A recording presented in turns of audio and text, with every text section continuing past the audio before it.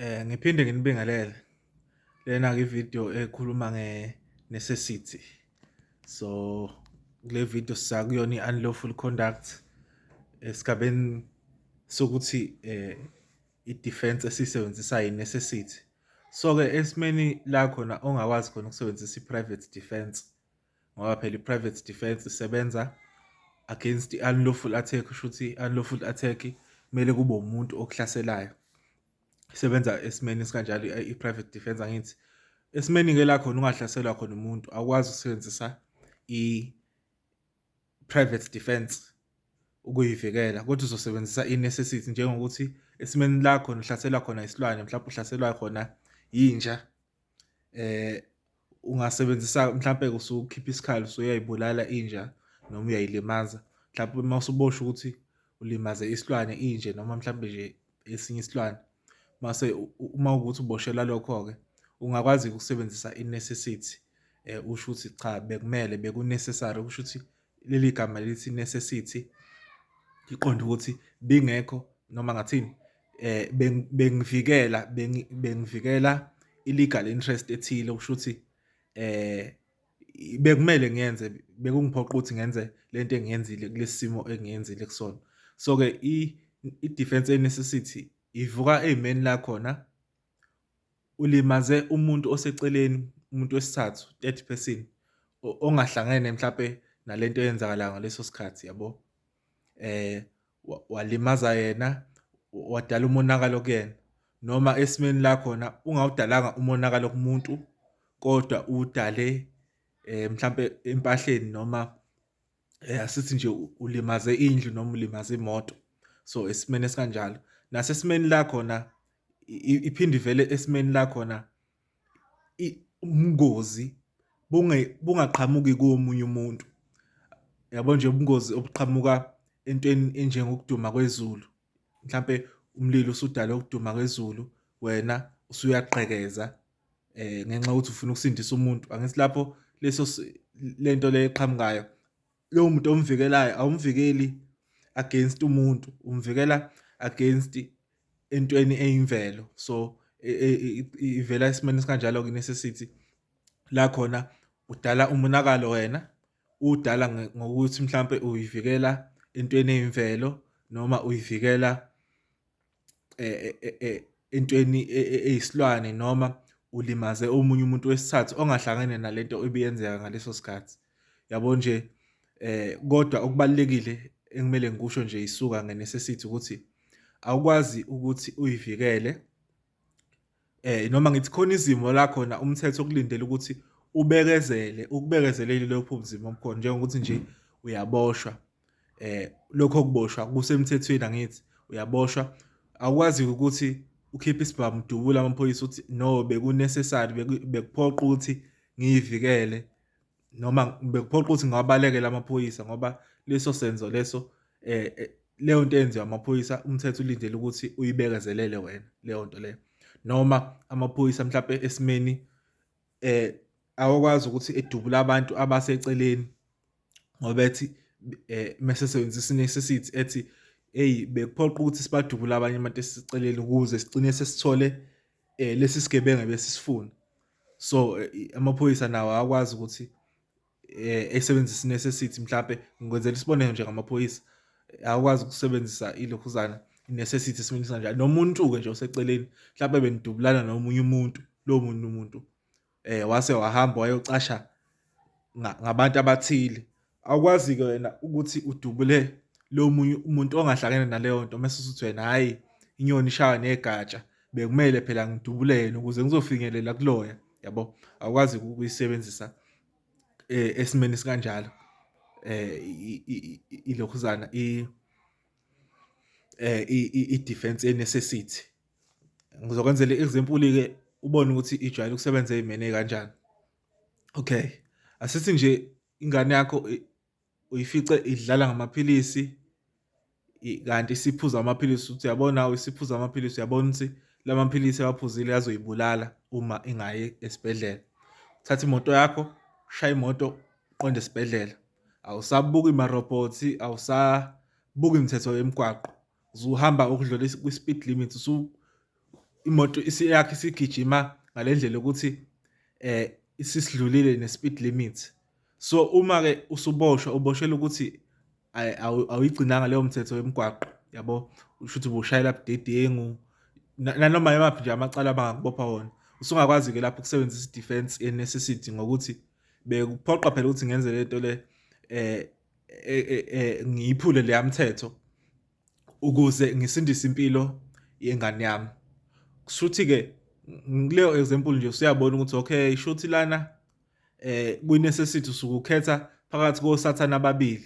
Wena usuke ukhetha usathana omncane kunokuthi kwenzeke usathana omkhulu. Shuthi usuke ukhetha ukuthi kwenzeke umonakalo omncane kunokuthi kwenzeke umonakalo omkhulu. Lapho-ke inkantolo umsebenzi wayo kuzoba yikho ukuthi ikale ukuthi kahle hle imuphi umonakalo omkhulu kunomunye la. Umsebenzi wenkantolo-ke kakhulukazi kusuke kuyiloyo ngoba usuke ubona nje kuba nophawu lo muntu ophethe isikali ukulinganisa. Isikhathi esiningi inkantolo umsebenzi wayo kusuke kuyikho ukulinganisa amalungelo uma udaba lithatha liyisa kwenkantolo. Mhlampe nomakhelwane wakho senixabene, seniye enkantolo senifuna ukuyozwa ukuthi ilungelo labani elinesisindo kunesinye. Sibuyele-ke kwi-topic yethu necessity. So uyathola futhi ukuthi kule example yami engikwenzele yona ukuthi shuthi kunama-requirements njengayo kwi-private defense. Angithi kwi-private defense besinama-requirements e-attack nama-requirements e-response. Nakhona la kusayiwo ama-requirements afanayo. Kusho ukuthi kumele kube i-legally protected interest. Kumele ukuthi lento oyivikelayo kube yinto umthetho oyamukelayo ukuthi into efanele ukuvikelwa. Kodwa kulesimo se-necessity awukwazi ukuvikela ama-economic interest, okushuthi nje awukwazi ukuvikela ukuphula umthetho ngokuthi ubugwema ukuthi ulahlekelwe imali, yabo? Ayamukeleki, ayisebenzi i-defense of necessity uma ngokuthi into ebizokulahlekela nje i-economic, yabo? Awukwazi ukuphula umthetho ngenxa yokuthi ubuzama ukusindisa ifoni yakho ibizolimala kube kuthiwa awuphulanga umthetho, yabo? Noma mhlampe kube ibhizinisi lakho belizolimala kube kuthiwa awuphulanga umthetho. Ayisebenzi i-defense of necessity esimeni sikanjalo ngendlela okungayo nje njengamanje ey'ndaweni ey'ningi. So-ke kuba i-legally protected interest. Isikhathi esiningi kuba impilo yomuntu noma kuwukuthi usuke usindisa lowo muntu ekutheni alimali, yabo? Kusuke nje isikhathi esiningi kusuke kuyimpilo yomuntu, kuyimpilo yakho noma kuyimpilo yomunye umuntu. So esimeni-ke ugcina usilimaza omunye umuntu ongahlangene naleyo nto. Uma ulimaza omunye umuntu ongahlangene naye, mhlawumbe ubuhlaselwa omunye, wena usulimaza omunye, sekuzomele uprove-ke ukuthi lapho sekuzomele uthi i-necessity. Ngeke ukwazi ukuthi private defense ngoba private defense isuke iqondene nalo muntu okuhlaselayo. Uma-ke kuwukuthi usudala umonakalo kumuntu ongakuhlaseli, ilana ngosebenzisa khona i-defense ye-necessity. Ngikwenzele enye example nje, uyadriver, yabo? Endaweni mhlawumbe ene-speed limit esikhulu, mhlawumbe i-speed limit salapho kuthiwa 120 kilometers, wena uyihambela ngo-100 kilometers per hour. I-speed limit su 120 kilometers per hour. Uthi nje uma usashayela kuvele kugijima iy'ngane ezokungena emgwaqeni. Mekugijima iy'ngane ezokungena emgwaqeni, ubone ukuthi ngempela mekwayishayisa lezi ngane ezofa, mese uvele ujikise imoto yakho ishayise enye imoto. Angithi yabo ukuthi sekudaleka umonakalo kwenye imoto, kwenye into. Asithi nje emoteni akukho umuntu phakathi kuleyo moto, wena imoto yakho uyiqondise khona lapho. Usushayisa enye imoto-ke. Uma kusuboshwa uboshelwe ekutheni ukuthi udala umonakalo komunye umuntu, usungayisebenzisa i-defense of necessity la futhi no, hayi ngisindisa iy'mpilo zey'ngane lezi ey'ngena emgwaqeni, ngase ngashayisa indlu yakho noma ngashayisa imoto yakho. So esimeni sikanjalo mhlawumbe uma ushayisa indlu yomuntu ngenxa yokuthi ubuvikela, ubugwema ukulimaza umuntu, uzovumeleka ukuthi ukwazi ukuyisebenzisa i-defense of necessity lapho. Kodwa lokho akusho ukuthi uma ukuthi i-defense yakho ibe successful, ukwazile ukuphumelela, kusho ukuthi awuzukuboshwa ngenxa yokuthi ushayise leyo ndlu leyo. Kodwa kusho ukuthi phela ngeke uze uyikhokhe leyo ndlu leyo ngoba kuzoba amacala ahlukene. Kuzofike kube khona icala la okubhekwa khona ukuthi u-guilty noma awukho guilty na, yabo? mawukuthi uphumelele kulelo cala uboshwa. Bese lo muntu omlimazele iproperty naye ekufaka icala lakhe eliseceleni lokuthi ukhokhele lo monakalo oswenzile. Then-ke mhlampe-ke icala selingakulahla lapho ukuthi ukhokhele umonakalo, kodwa kube ukuthi usindile ekutheni uboshwe. So enye-ke example leyo la kusebenza khona i-necessity. Mhlampe kugula ingane kwadingeka ukuthi ugijime ungayilandeli imithetho yomgwaqo. Kodwa-ke kunama requirements. Enye requirement yayo ukuthi kumele kube necessary, i-requirement obvious leyo kusho ukuthi kumele kube ukuthi bekuphoqa ukuthi uphule umthetho. Ukusho ukuthi ngamanye amazwi awukwazi kuvela ukuphula umthetho nje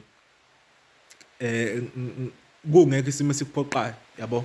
Kodwa lokho ukuthi bekuphoqa noma ukuthi beku-necessary akusho ukuthi bekumele ingabi bikho ezinye iy'ndlela ongazenza. Ngabe ukuthi bezikhona futhi ezinye iy'ndlela ongazenza, kodwa uyenze le ndlela le. Inkantolo-ke vele isikhathi esiningi ayilindele ukuthi ucabange yonke into ngokushesha nokuthi ucabange yonke indlela yokuthi wenze into, yabo. Kodwa nje kusho ukuthi lokho hhayi ukuthi akumele ebe khona amanye ama-alternatives. Angaba khona amanye ama-alternatives, wena kuzofokhasa nje lokhu okwenzile. So i-requirement-ke ye-danger, asithi nje i-danger eqhamuka esilwaneni noma iqhamuka kuyinto nje eyimvelo noma iqhamuka nje kwesinye isimo. I-requirement ukuthi i-danger leyo kumele ibe imminent noma kube ukuthi siqale usho ukuthi ngamanye amazwi kumele kube into ezoqala manje noma into esivele siyenzeka, yabo. Uma kuwukuthi uyisindisa impilo yomuntu engozini ethile, kumele kube ukuthi leyo ngozi ikhona njengamanje noma isazophinde izoba khona, mhlampe kube ukuthi isiqalile noma isazoba khona nje, izoqala nje kuma-seconds nje ambalwa noma kuma-minutes nje ambalwa, yabo. Awukwazi ukuyisebenzisa i-necessity la khona ubungozi buzokwenzeka emva kwey'nsuku, yabo. So awukwazi ukugqekeza la endlini ngoba uyazi ukuthi kuzosha emva kwey'nyanga mese kulentoza kulimala umuntu ophakathi. So amanye ama-requirements lawo. Ama-requirements e-response ukuthi kumele engqondweni yakho wazi ukuthi lento oyenzayo i-necessary, kusho ukuthi wazi ukuthi kuyangiphoqa ukuthi ngenze lento engiyenzayo.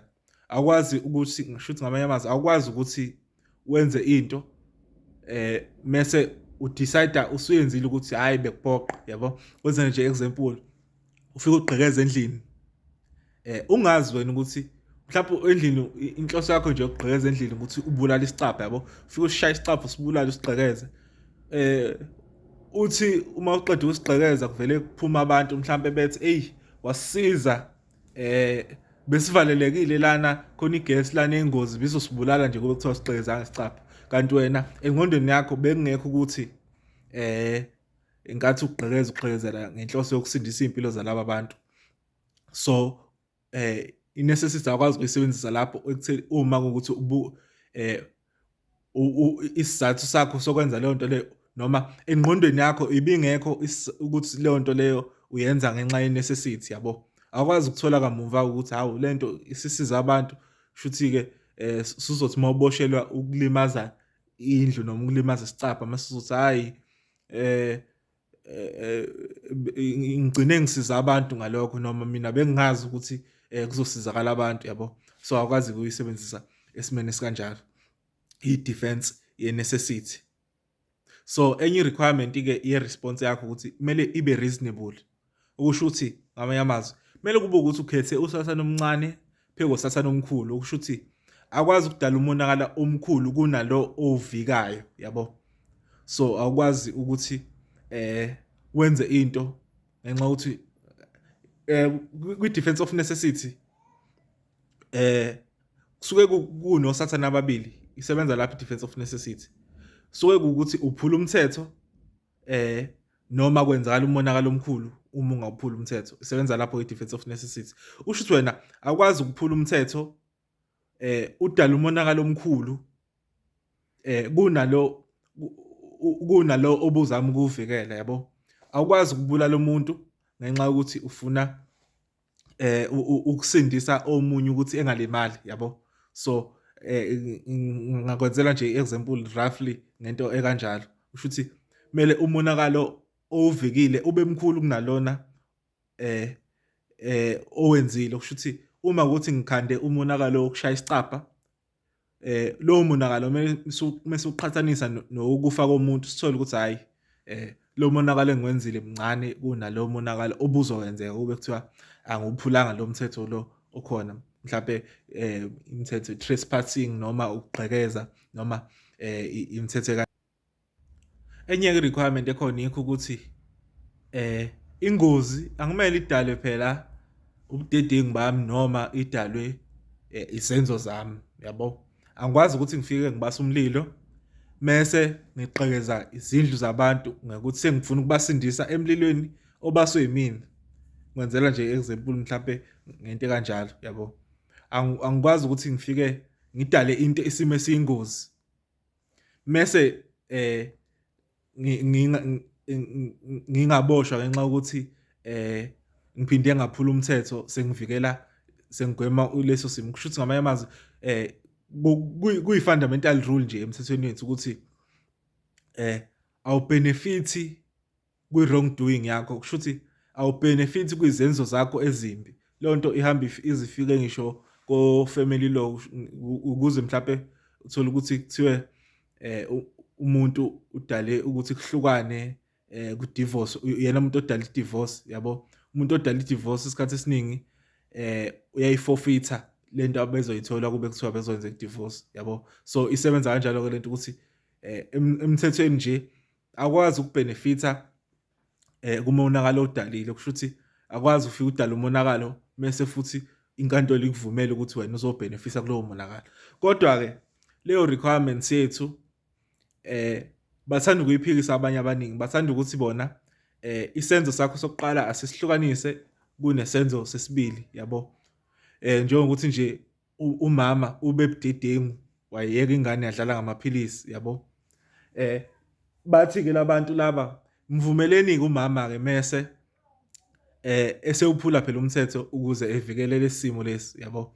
Okusho ukuthi mbopheleni lesenzo sakhe sokuqala, lesenzo sakhe sokuqala uma kuthi leso senzo sakhe sokuqala besingekho emthethweni. Kodwa-ke layo kusayizinto ey'dibhethwayo, mhlampe siyobona mekukhona amacala avelayo ukuthi adinga leso simo lesi ukuthi kwenza kanjani.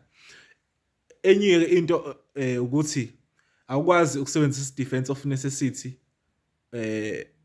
uma ubulela umuntu ngenxa yokuthi usindisa impilo yakho.